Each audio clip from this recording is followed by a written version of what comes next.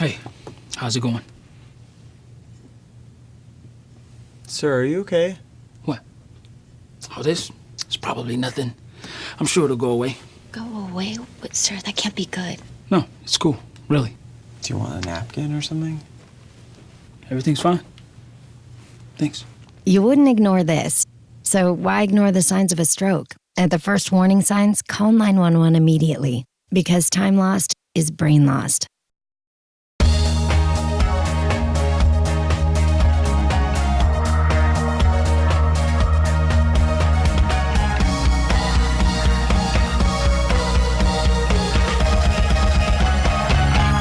Thanks for tuning in to this edition of Life's Perspective. I'm Mike Miller. My special guest today from United Way, Susan Nixon Stoughton. How you doing? Well, good. I'm really glad you gave me 1 month to learn my new job before you put me on TV. Thank you for that. Well, I was going to get you on earlier, but your husband Tom said, just let's take it slow. Oh, well, it's good to know he's got my back. That's a good thing. Oh, yeah, he does. He's given me so much information, all these questions I'm going to ask, but we are glad you're here. Well, I am thrilled. I have said many times I really feel like my career has gone full circle. I've worked for 3 United Way agencies, and now I'm working basically like for the mothership. I am now with United Way. So what were the other agencies that you worked with? I was the fundraiser for the $3.5 million campaign at the Robert K. Fox Family Y. That's right. And went on to run the American Red Cross for Fairfield and Hocking counties, and most recently with Fairhope Hospice and Palliative Care. Now, when you've been through all those, and does it feel different to be on the other? I mean, to be on the other side of the fence, I guess, might be the. I now feel like, and granted, I'm a month into this, but I feel like now I'm getting the well-rounded picture, right? And have a new appreciation for everything that's done behind the scenes at United Way. I started at a very, very busy time because of the free taxes that are being done currently within the office. The phone rings off the hook. Molly, neighbor, the administrative assistant, she receives many gold stars for trying to keep all the balls in the air.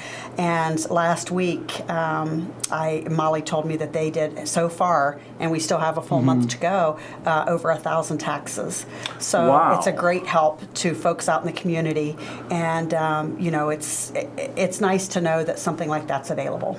If someone were new to United Way and said, "Well, I don't know much about United Way," and you've worked with the other agencies, and now you're working with United Way, how would you describe it as a? Well, back in the day, when I was with the Family Y, their funding structure was a little different than it is now. Now they they focus on education, income, and health, and you submit proposals that for your agency to fall into those categories. And when I say categories, it could mean that one agency could be represented in 2 or 3 categories, depending on what the structure is. American Red Cross comes to mind. Right. So you've got that going on, which is somewhat different than the way funding used to be. The bonus to now funding in the areas of education, income, and health is where the donor is concerned. There's a lot of, I guess you'd say, a good feeling to know that when they make that contribution, it's truly going to those areas. And as far as making sure that the dollars go for something that they feel is a good cause, they know that United Way is doing its due diligence to make sure that happens. Are there a lot of people that say, "Gee, I want to maybe donate directly to this agency or this or whatever"? I mean, are there a lot of people that ask about what agencies are available? Sure. And we currently fund about 40 different initiatives or 40 different programs, and you can donor designate. So if I wanted to, while working at the American Red Cross, I could donate my contribution to the American Red Cross. The nice thing is for people who go out there, and now I have a month of knowledge, it's really nice when people just actually make the contribution to United Way. Sure, you can designate where your passion is, but it makes it all the more available to be able to go to these areas that submit these proposals to make sure that everybody's receiving the funding that they need. And I know we just talked about 2014 campaign that just wrapped up. In February, yes. I know you've only been there a month, but Well, I can tell you, I attended the wrap-up dinner. It was kind of Amanda Striegel, who was I replaced her position as campaign manager. It was kind of her going away party, and when they introduced me, their goal for 2014 was 1.6 million. They exceeded the goal. Campaign chairs last year, and it's so hard to know. We just did the wrap-up dinner in February, but we're talking last year.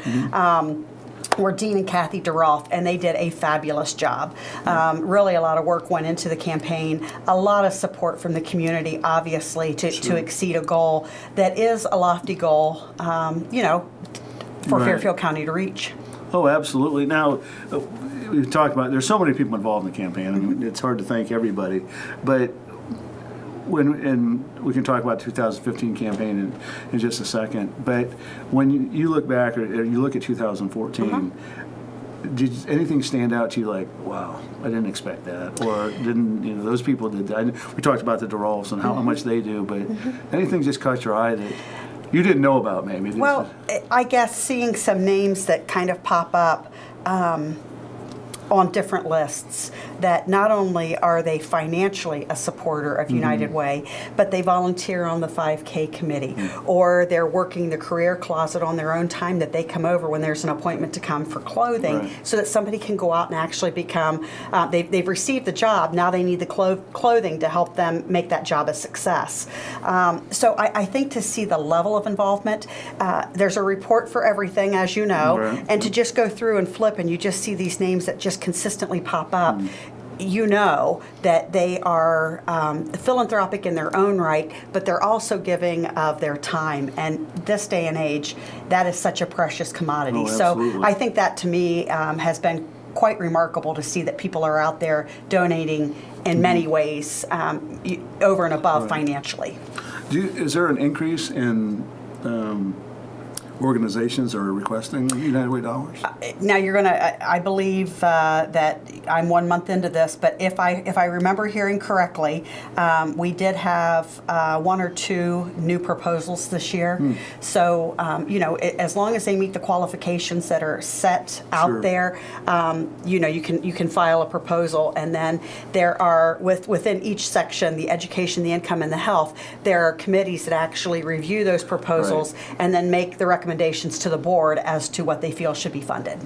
Now, we're wrapped up the 2014 campaign. You're coming in the 2015 campaign, and gee, this is what I want to do. Can I do this? Can I do that? I mean, that's already started. Okay. I wish I could talk to you about the things that we've already accomplished.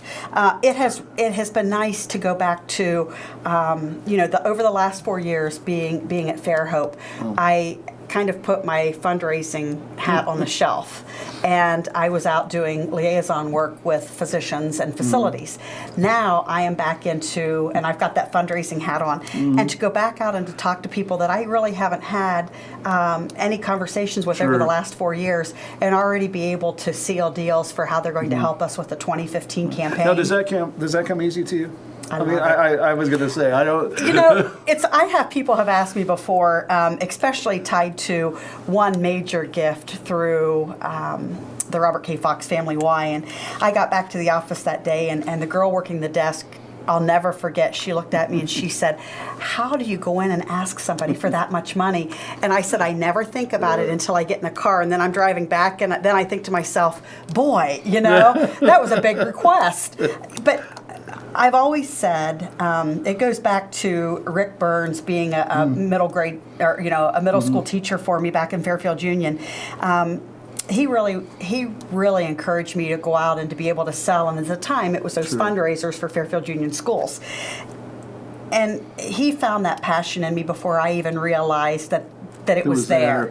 And when you're doing something that you believe in, number one, and if you believe in that product, it's very easy to go out and ask somebody to join you in that level of support.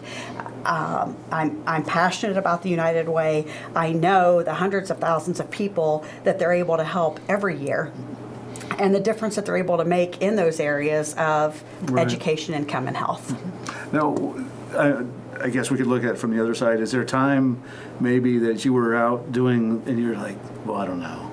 I don't know if this is going to be, I've talked to this person before and we'll see what happens, but I guess I can't imagine a lot of people say, no, Susan, we're not doing that. If they can't, there's 9 times out of 10, there is an apology with why they can't. But everybody has that piece of them that they really want to do something to help somebody else. That was a point. I don't think people feel that, oh, I got to do this. I don't sense that at all. Well, and I would never put somebody in the position to make them feel like absolutely. they have to. Yeah, but I don't, even when you talk to people who are involved in United Way and they're doing different things, it's because they want to. They have a passion. Right. Yeah. And, I had a president of a bank who sent me in I asked for a little bit of a story about why United Way. And it's amazing that it goes back, another generation. His parents taught him at a young age that you need to be able to give back. And I grew up with a dad who was a volunteer firefighter for the village of Bremen. Then he became a policeman. Then he became the police chief down there. But Mom and Dad were never paid for all that they did to help others. Even to the point where when we had the blizzard in '78, they knew we were good, and they went to help at a shelter to make sure that they were getting people in that needed help. So I think just being raised with the mindset, I'm no different than the gentleman who sent me that story. I think it's just kind of inbred in you that you want to be able to do something for somebody else. Do you see that across America? Maybe that's a little too broad. People going back to that, where it's not me anymore. It's about what I can do, and all. I'm much older than you are, but our generation and your generation, and does it seem like people are coming? The kids operating the cameras here, they're helping out, doing stuff. Do you see that? I call me naive, but it feels so much better to receive than to give. I don't know that we ever really got away from it.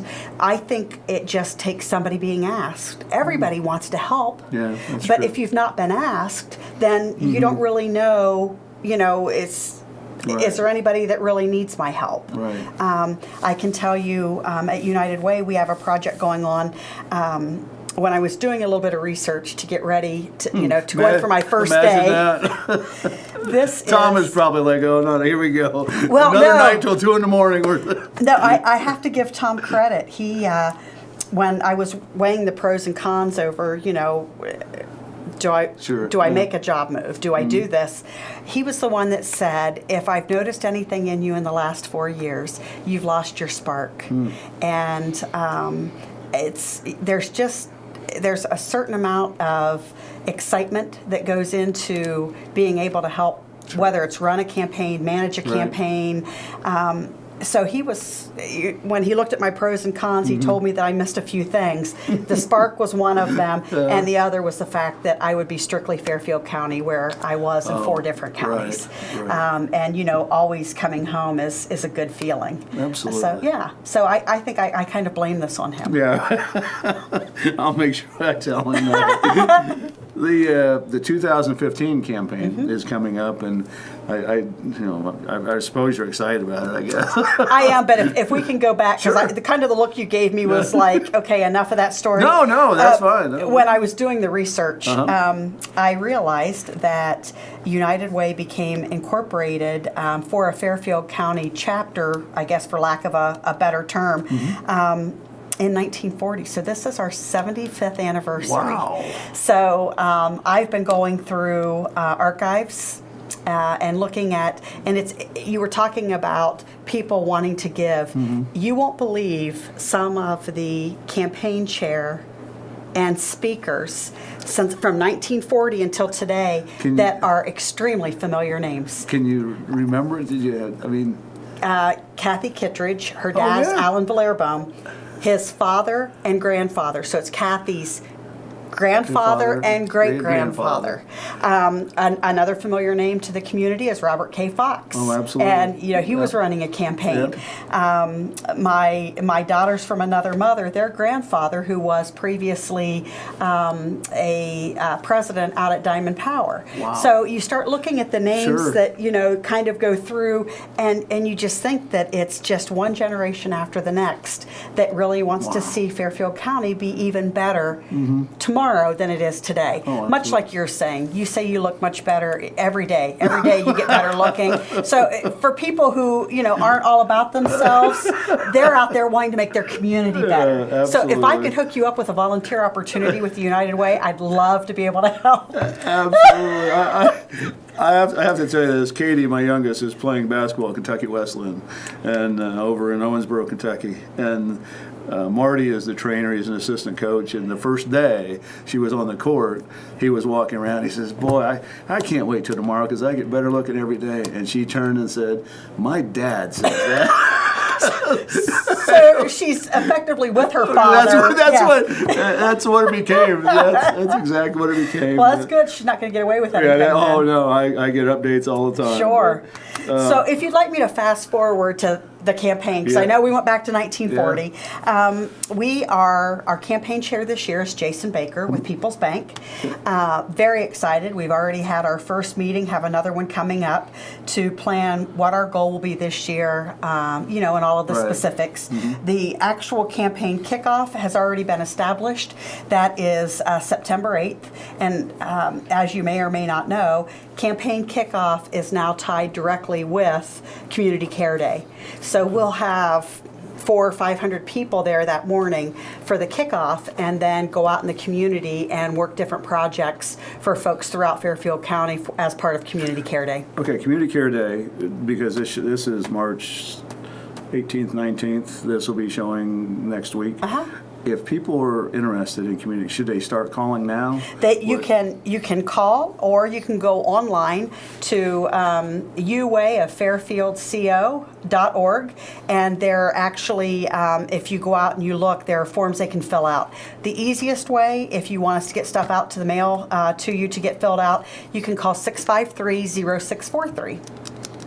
But they should start doing it now to get it. Never too soon. Okay, so we've got Jason Baker and this, and the kicking off on September 8th. And Yes. Now, are you coming in thinking, do you have a group of people that help you? How does this work? Administratively, how does this come off? How does this? Well, I've already talked about Molly Neighbor, and she is the administrative assistant who has been fabulous. Kathy Metz is there. Obviously, Sherry Orlando, Scott Spangler, who is community impact, but this time of the year he is the tax guy. Right. But we do have volunteers that come in and help. And for instance, the 5K, it has its own committee. So the 5K is the second Saturday in November. How's that for remembering? That's pretty good for being there a month. Yes, there you go. Whew. So we do have different events that happen throughout campaign time. Once we get a little more into meetings with Jason, last year there was a car for anyone who was a fair share giver that was given away, and this year certainly we're looking at taking a different spin. But I really think it's going to be a lot of fun. It's going to be a great driver for fair share givers. That's fantastic. Yeah. That is. I told you I came in I know. already.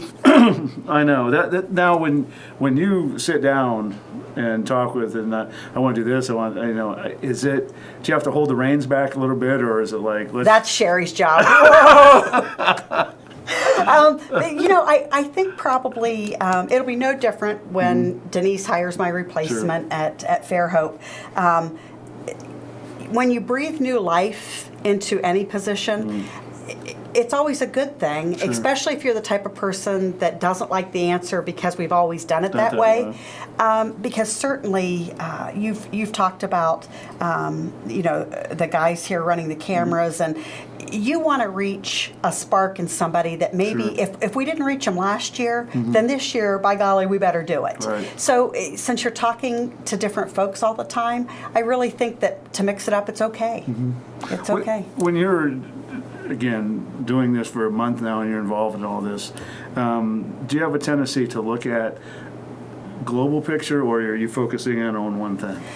In this job, I always laugh and say it's all other duties as assigned because you're bounced around so Sure. much that there are a couple of nights I left last week that I probably had my hand in 5, 6, 7 different things, but didn't get to complete any of them that day. And I am a black and white person. That gray area really gets me, but that's just part of the job. And to keep in mind, the Right. first year it's all new. Right. No different than maybe the first time that I, did the Heroes Breakfast with the staff at the Red Cross. By year 3, Right. it kind of all was like second nature. So it's probably taking me twice as long to do any one thing than it will next year because I'll have had that process of going through and knowing what report I need to pull to capture whatever information I need to get. Now, are there specific goals outlined yet for 2015? Can you talk about those? No, we're just getting ready to have our second meeting with Jason. So no, that's not. And for the person who's black and white, I know. I want to know what that is. Uh-huh. But no, and Sherry has thrown a couple of things out to me. Where maybe we've had great increases in corporate giving, individual giving is down a bit. So she's given me my goal for what I need to pump that up this year to increase that individual giving. So it's great to say you exceeded goal, but you want to make Right. sure all areas are growing and that you don't have one that's dropping a bit. So I'll be focused on that. I don't know if you've been involved in this yet, but it's got to be difficult for United Way to balance out, gee, we have this much money and we have this many requests. I mean, it's got to be difficult to do that. And that's why Sherry has committees within each of those program areas because they'll make those recommendations so that it never really comes back that, did a board skew or did Sherry skew or, so it truly is, people going in, listening to each of the people that are coming in that have a proposal that they've put in, reading through their proposals in advance of them coming in and really going through and determining within that committee where they feel the need is greatest. Is there a need for volunteers for United Way? We always need volunteers. It's again, if somebody's not going to be asked, they're probably going to Right. move on to another organization where they feel like they're needed. Right. So yes. Just call United Way. Call United Way 653-0643. And the other thing that we do operate the career closet, which we touched on a little bit earlier. And those are folks who, especially this time of the year, people are going to start spring cleaning, that are gently used professional Right.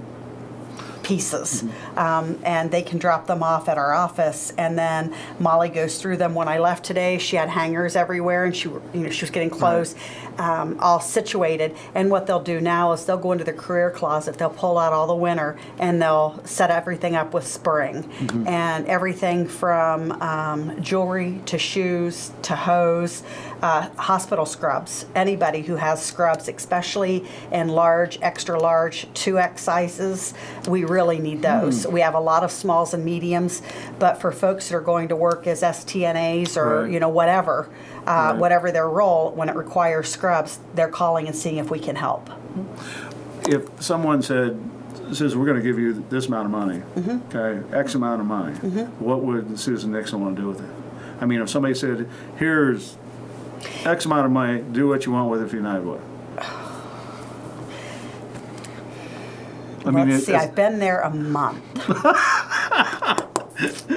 I think we have that document. If somebody was giving it to me and it was, I would put it, especially since you're saying it would be a personal gift, I would make sure that it would go into the 2015 campaign so that we would have teams of people who could figure out the best way to use it. Now, if they were coming to me saying, we want to give you $2,500 for the career closet, I can tell you already how that's being used. Right. We don't hand anybody money and say, oh, I'm sorry, we don't have any extra large scrubs. We'll order them for them. We'll pay for them, and we'll make sure that they get them. And that way, we're certain that it would be no different than somebody showing up at the career closet and us having a few sets of scrubs for them to take. So that way, we're able to meet if there's, for instance, if they need a pair of shoes and we don't have them in their size, then, and it's crucial that they have them for their job, then we would get them for them, pay for them, and then make sure that, they receive them. I think you need more excitement in your job. I think you're just a little too mellow. I think you need to get... Sorry. Well, I tell you what, time has flown by. We just have a few minutes left. Anything you want to get out about the United Way? Anything at all that you want to? Certainly just, keep an eye out, ear open for campaign announcements to come forward soon. I'm anxious to make sure what's my goal, how am I going to do this? We're currently out soliciting for sponsors, whether it's 5K for the kickoff dinner, for the awards dinner. So those packets are going out. So if anybody is interested in having a company name or something on the back of the shirt, whether it's Community Care Day t-shirt or the 5K, they can call me 653-0643 and I can help them accomplish that. So just, it's never a dull moment. And right now, like I said, going through those boxes of archives, and it has been, like I said yesterday when I opened it up, and Valeriboom's not a common name. And so I took a picture and sent it off to Kathy, and she said, well, that's my grandfather. Then I sent her another picture, and she said, that's my great-grandfather, whom I never met. So, it's just, yes. Wow. So it's really cool to go through and see, the amount of history that's there. That is fantastic. Yes. Well, I appreciate you coming in and giving us an update. We'll have you back on, when this is closer to September, when the campaign gets in and start talking all that stuff. And say hello to Tom. Tom doing okay? Is he refereeing basketball, or has he stopped doing that? Well, he officially is retired, but he'll spend a couple of nights now and through the weekend observing tournament officials. So yes, he's a busy guy. Well, he's still in city council. He's been for how many years now? Too many for me personally, because I just think, my gosh, Tom. But no, he loves it. And is it like 12 maybe? I was there 6, and he was there towards the end of when I was there. So he's been there a while. Anyway. I want to say, it's been a while, and I always laugh and say, well, have you had enough? And he loves it. So, and again, you're talking about your daughter. I feel like I married my father because Dad he went from being police chief to mayor of Bremen. So, and then all of a sudden Tom says, well, I think I want to run for city council. And I'm like, boy, this sounds like my dad. And where will you fit this in? Oh, Monday nights. Oh my gosh. I don't do anything on Monday nights. Yes, When he was officiating, that was tough. I never saw him. But now he's just out. Occasionally he'll go out and he'll observe officials leading up to tournaments. And then during the tournament, certainly it's important to have somebody out there. You met a gentleman that was running one of the cameras that was a basketball player. Everybody always has their opinions about the officials, so they always make sure there's somebody there to make sure they're in fact getting those calls right. Well, thanks for coming in. We appreciate it very much. Thanks for tuning in to this edition of Lancaster Perspective. I'm Mike Miller. And remember, until we meet again, let's make a difference.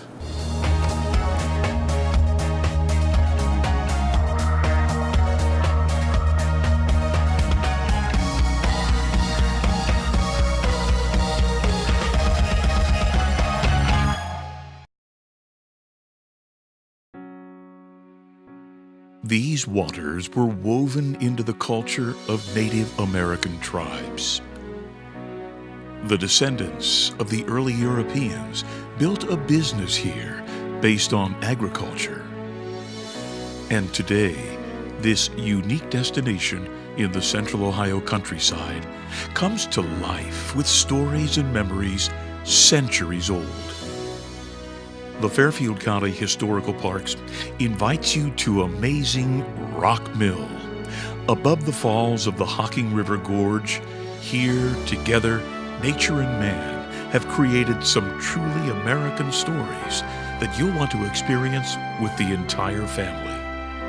Visit us or learn more about Rock Mill and the largest wooden water wheel in the nation at historicalparks.org.